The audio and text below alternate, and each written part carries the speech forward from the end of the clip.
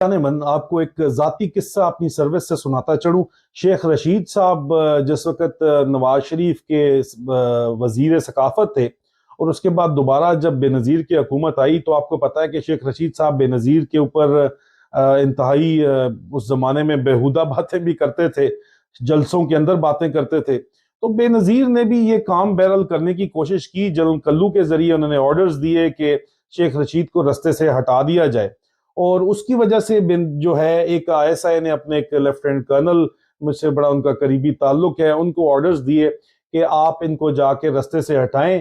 शेख रशीद साहब शॉपिंग करने रशा कई जा रहे थे नौशहरा जीटी रोड से अपनी मर्सिडीज के ऊपर। उनका पीछा किया गया और प्लान किया गया कि रोड एक्सीडेंट जो है उसको दिखाया जाएगा और उसमें शेख रशीद साहब को मार दिया जाएगा।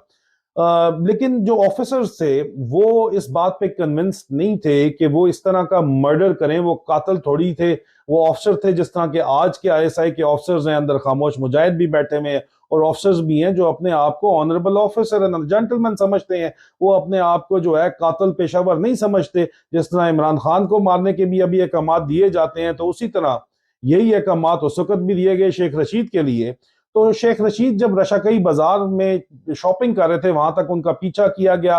वहां जाके बाकी लोगों को साइड पे करके वो अफसर शेख रशीद के पास गया और उसके कान में उसको बता दिया कि हमारा ताल्लुक आईएसआई से और हम तुम्हें मारने आए हैं, जान बचाओ और भागो।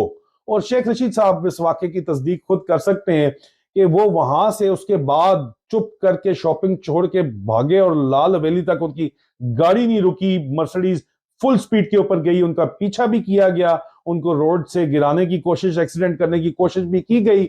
लेकिन बहरहाल क्योंकि ऑफिसर इंचार्ज की नीयत जो है वो कातिल बनने की नहीं थी, इसलिए उसने कत्ल नहीं किया।